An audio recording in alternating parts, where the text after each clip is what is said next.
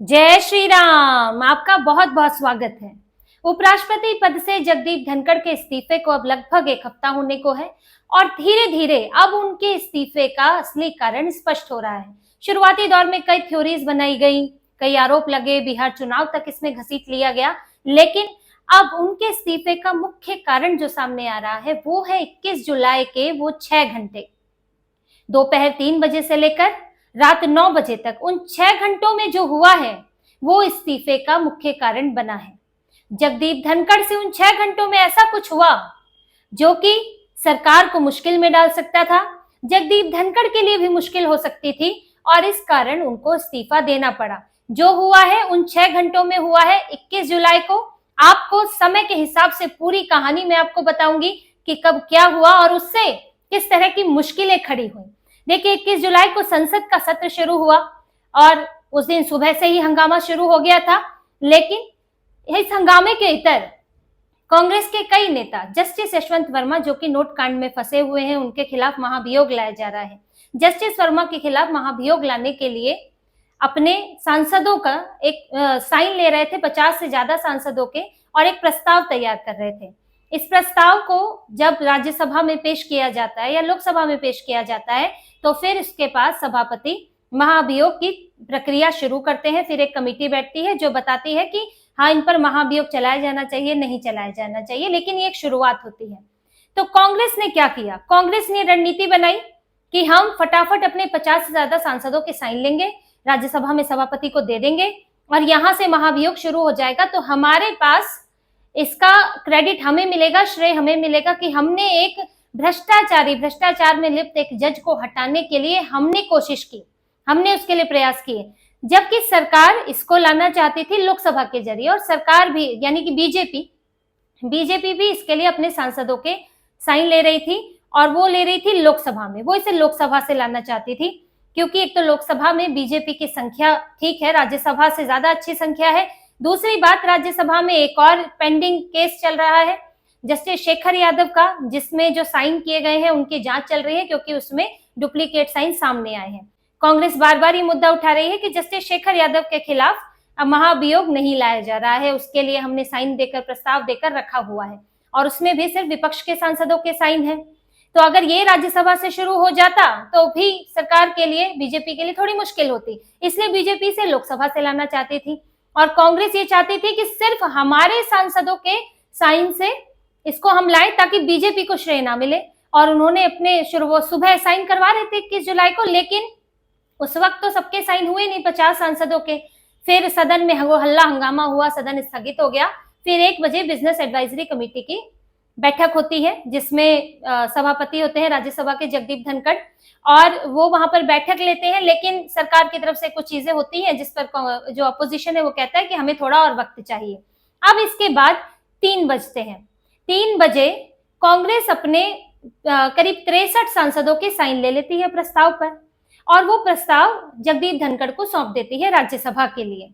जैसे ही प्रस्ताव सौंपती है और जगदीप धनखड़ उसे स्वीकार कर लेते हैं, नोटिस दिया जाता है, इसको नोटिस है, नोटिस स्वीकार एक्सेप्ट कर लेते हैं, और फिर इतने में 3:12 पर जयराम रमेश इसको ट्वीट कर देते हैं कि हमने हमारे 63 सांसदों के साइन किया हुआ एक प्रस्ताव जस्टिस वर्मा के खिलाफ हमने राज्यसभा में सभापति को सौंप दिया है, और ऐसा ही एक प्रस्ताव जस्टिस शेखर यादव के खिलाफ हमने सौंपा हुआ है। लेकिन 3:30 बजे जगदीप धनखड़ विपक्ष से ये प्रस्ताव मिलने और प्रक्रिया शुरू करने की घोषणा कर देते हैं। अब जैसे ही घोषणा होती है तो जो सत्ता पक्ष है वो हैरान हो जाता है, क्योंकि किसी को भी इसकी जानकारी नहीं थी सत्ता पक्ष से। वहां के जो फ्लोर मैनेजर हैं भाजपा की तरफ से, संसदीय कानून मंत्री हैं किरण रिजिजू, उनको भी नहीं पता था कि ये कांग्रेस ने प्रस्ताव दे दिया है, विपक्षी दलों ने ये प्रस्ताव दे दिया है और जगदीप धनखड़ ने इसे स्वीकार करके इस प्रक्रिया को आगे भी बढ़ा रहे हैं। यानी कि अब जो नोटिस आएगा, जो महाभियोग की प्रक्रिया चलेगी, वो राज्यसभा से चलेगी।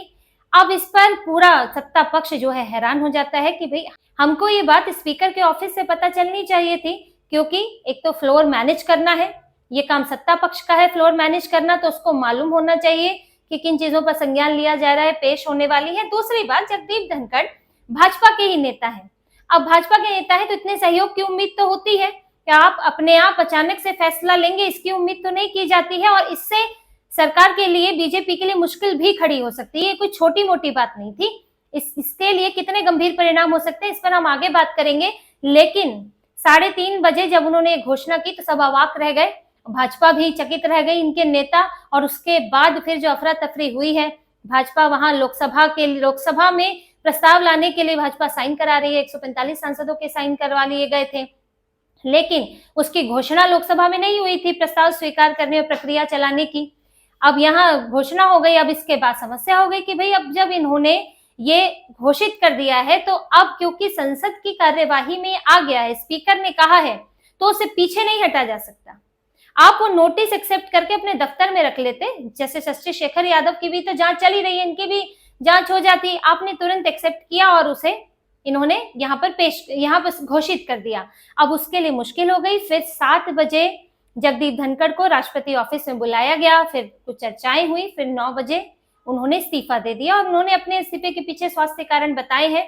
हालांकि स्वास्थ्य उनका वैसे ठीक नहीं रहा है, पिछले कुछ दिनों उनको अस्पताल में भर्ती कराना पड़ा था, तो उनको स्वास्थ्य समस्याएं तो है ही।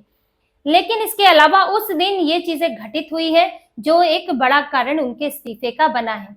लेकिन जगदीप धनखड़ ने जो इस्तीफा दिया उसमें उन्होंने बहुत अच्छी बातें लिखी सरकार के लिए, देश के लिए, कि इस आर्थिक विकास के इस दौर में मुझे ये जिम्मेदारी संभालने को मिली, तो मैं इसके लिए बहुत आभारी हूँ।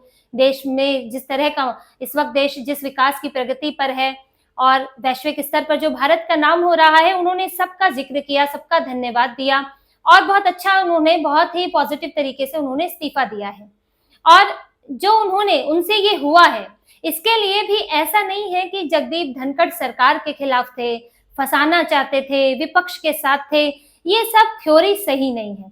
देखिए, यहाँ पे 2 चीजें हैं। जगदीप धनखड़ या तो वो दबाव में थे या वो उनसे अनजाने में हुआ है। दोनों ही चीजों में हालांकि सरकार के लिए मुश्किल बना है, लेकिन जगदीप धनखड़ ने को जब देखिए, इनके ऊपर दबाव तो था ही विपक्ष का। इतने दिनों से विपक्ष इनको बार बार बायस्ड हैं, ये तो पक्षपात करते हैं, इनके ऊपर आरोप लगाते रहे, हमें बोलने नहीं देते, आरोप लगाते रहे, इनके खिलाफ अविश्वास प्रस्ताव तक लाए। आप बताइए, किसी स्पीकर के खिलाफ अविश्वास प्रस्ताव, ये कितनी बड़ी बात है। लेकिन ये लेकर आए। अब उसमें उसका कुछ होना जाना तो नहीं था, लेकिन आज जिन जगदीप धनखड़ से इनको इतना मोहब्बत हो रही है, उनके लिए अविश्वास प्रस्ताव लाए थे और उनकी नकल करते थे, उनका विरोध करते थे बाहर आकर। लेकिन जगदीप धनखड़ पर इन्होंने दबाव बनाया था। अब क्योंकि एक वो बड़े नेता हैं, बुद्धिजीवी व्यक्ति हैं, तो वो भी एक तरह के नैतिक दबाव में शायद आ गए होंगे कि अब विपक्ष इस तरह की बातें करता है और इस तरह की चीजें होती हैं, तो प्रस्ताव दिया है तो इसको एक्सेप्ट कर लेते हैं। हो सकता है इस दबाव में कई बार व्यक्ति अनजाने में आ जाता है। जब आपके ऊपर कई तरह की तोहमत लग रही होती है कि तुम इस तरह के हो, उस तरह के हो, तो फिर आप कई बार अपने आप को डिफेंसिव हो जाते हैं, बचाव करने लगते हैं कि नहीं, मैं तो ऐसा नहीं हूं। तो हो सकता है कि विपक्ष ने पहले ही एक प्रस्ताव दिया था शेखर यादव का, जिसको लेकर विवाद चल रहा है, जिसको लेकर जगदीप धनखड़ पर ही आरोप लग रहा है कि भाई वो उसे आगे नहीं बढ़ा रहे हैं। अब ये जस्टिस वर्मा का भी ले आए, अब इसको भी वो आगे नहीं बढ़ाते तो प्रेशर और ज्यादा बढ़ जाता, फिर और आरोप लगते। अब शायद वो इन आरोपों को ना चाहते हो, इसीलिए उन्होंने इसको स्वीकार कर लिया और इसकी घोषणा भी कर दी। दूसरी बात है कि अनजाने में होना, उनको शायद ये जानकारी ना हो कि सरकार जो है इस प्रस्ताव को लाना चाहती है लोकसभा से, और उनको ये तो मालूम था कि इस जस्टिस वर्मा पर तो लाना ही चाहते हैं, लेकिन अब शायद लोकसभा से लाना चाहते हैं, ये जानकारी ना हो, उस वक्त ध्यान ना दिया हो उन्होंने। और एक बात और उनसे नजरअंदाज हो गई कि उसमें सिर्फ विपक्षी सांसदों के साइन है। अब कांग्रेस क्यों इतनी जल्दबाजी में है, क्यों सिर्फ विपक्षी सांसद लाई है, इस बात का उन्होंने ध्यान नहीं दिया। कांग्रेस इसका श्रेय लेना चाहती है कि हमने एक भ्रष्टाचार के खिलाफ हमने कार्रवाई की। वो ये जानती है कि बीजेपी इसको लाकर वो भी ये दिखाना चाहती है कि हम भ्रष्टाचार को नहीं सहन करते हैं और हमने एक जज को हटाने के लिए कार्रवाई की। तो दोनों की अपनी एक होड़ चल रही है और ये सब पूरी बैकडोर की, इनकी संसद फ्लोर की एक अपनी रणनीति है और इसका मैसेज जो है बाहर जाता है। तो इसको लेकर जगदीप धनखड़ से ये एक तरह की उनसे भूल हुई कि उन्होंने एक तो इसकी जानकारी भी सरकार को नहीं दी, दूसरा विपक्ष की वो चालाकी नहीं देख पाए और फिर उन्होंने इसकी घोषणा भी कर दी। अब क्योंकि घोषणा कर चुके थे तो फिर उपाय क्या था? अगर वो रहते तो वहां से लाना पड़ता, राज्यसभा से आता। अब देखिए, राज्यसभा में भाजपा के लिए मुश्किल तो होती है क्योंकि संख्या उतनी नहीं है, बहुमत नहीं है। लोकसभा में भी इस वक्त बहुमत नहीं है, लेकिन लोकसभा में फिर भी 240 सीटें हैं, लेकिन राज्यसभा में वो भी नहीं है इनके पास। तो इनको थोड़ी दिक्कत आती है, राज्यसभा में मैनेजमेंट करना पड़ता है। और उसमें भी अगर मान लीजिए कि शुरुआती दौर में ला रहे हैं और राज्यसभा में बिना कोई मैनेजमेंट किए अगर ये प्रस्ताव जो है गिर गया, तो फिर तो सरकार पर सवाल उठ जाते हैं कि यानी कि सरकार के पास संख्या बल नहीं है, तो ये भी इनके लिए समस्या है। या फिर विपक्ष के पास ज्यादा संख्या पड़ जाती है तो भी सरकार पर सवाल खड़े हो जाते हैं। फिर तो कांग्रेस तो अविश्वास प्रस्ताव लेकर आ जाएगी सरकार के खिलाफ कि भाई इनके पास तो संख्या नहीं है। तो यहाँ सरकार के लिए मुश्किल हो सकती थी, मैसेज अच्छा नहीं जाता। इसीलिए पहला कदम लोकसभा होता है, क्योंकि लोकसभा में संख्या भी ज्यादा है, मैनेजमेंट भी आसान है इनके लिए। तो ये एक बड़ी समस्या पैदा हो सकती थी। अब उस बड़ी समस्या को रोकने का तरीका यही था कि जगदीप धनखड़ इस्तीफा दें। अब वो इस्तीफा देंगे तो उनके यहाँ प्रक्रिया रुक जाएगी राज्यसभा में, फिर वो बाद में ये लोकसभा से लाएंगे, तो उसके बाद फिर इम्पीचमेंट की प्रक्रिया चलेगी। लेकिन ये एक गलती के कारण, कुछ नजरअंदाज करने के कारण ये जो हुआ है उसमें अब उसके परिणाम जो है वो इस्तीफे के तौर पर सामने आए हैं। वहीं देखिए उस दिन एक और घटना भी हुई थी और जगदीप धनखड़ के एक और फैसले से भाजपा के नेता असहज महसूस कर रहे थे। जब सदन की कार्यवाही शुरू होती है, लोकसभा हो या राज्यसभा, तो पहला मौका मिलता है सदन के नेता को। सदन के नेता शुरुआत करते हैं, फिर उसके बाद जो विपक्ष के नेता होते हैं उनको बोलने का मौका मिलता है, फिर वो जो सवाल पूछते हैं, जो बातें बोलते हैं, फिर उसका जवाब सत्ता पक्ष की तरफ से दिया जाता है। लेकिन उस दिन क्या हुआ, उस दिन जगदीप धनखड़ ने शुरुआत कर दी मल्लिकार्जुन खड़गे से। अब मल्लिकार्जुन खड़गे वो विपक्ष के नेता हैं, उन्होंने पहला मौका उनको बोलने को दे दिया, जबकि सदन के नेता वहां है राज्यसभा में जेपी नड्डा। अब आपने प्रक्रिया उलट दी। अब इसमें होगा क्या, देखिए अगर कोई सवाल पूछ रहे हैं विपक्ष के नेता तो फिर सदन के नेता जवाब दे रहे हैं। अब जब सदन के नेता एक बार बोलेंगे तो फिर विपक्ष के नेता की बारी तो आएगी। मतलब पूरी प्रक्रिया किस तरह से उलट गई है। हालांकि ऐसा नहीं है कि भाजपा और जगदीप धनखड़ के संबंध खराब है या बड़े नेताओं के संबंध खराब है, ये आपसी समझ से हुआ। ऐसा नहीं जगदीप धनखड़ अड़ गए, उनसे जबरदस्ती इस्तीफा ले लिया, ले भी नहीं सकते। और अगर अड़ जाते, आपत्ति होती, तो फिर प्रेस कॉन्फ्रेंस करके सब सच बता देते। उनको क्या समस्या थी, सब बोल देते कि ये मेरे ऊपर जबरदस्ती है या किसी भी तरह के आरोप लगा देते। विपक्ष तो उनको हाथों हाथ ले लेता। कोई भी एक दूसरे के खिलाफ कुछ नहीं बोल रहा है, मीडिया में जो पक रहा है वो अलग बात है, लेकिन संबंध अच्छे हैं। और हो सकता है कि आगे चलकर जगदीप धनखड़ को कोई और बड़ी जिम्मेदारी दी जाए जब मामला शांत हो जाए, और तब तक जगदीप धनखड़ भी रेस्ट करेंगे, अपना स्वास्थ्य लाभ लेंगे, और सरकार इधर उनकी जगह कोई और उपराष्ट्रपति आएगा तो फिर सदन उस हिसाब से अपना चलता रहेगा। तो इसी तरह की और खबरें और विश्लेषण आपके लिए लाते रहेंगे। हमसे जुड़े रहिए, सब्सक्राइब कीजिए, कमेंट कीजिए। बहुत बहुत धन्यवाद। जय श्री राम।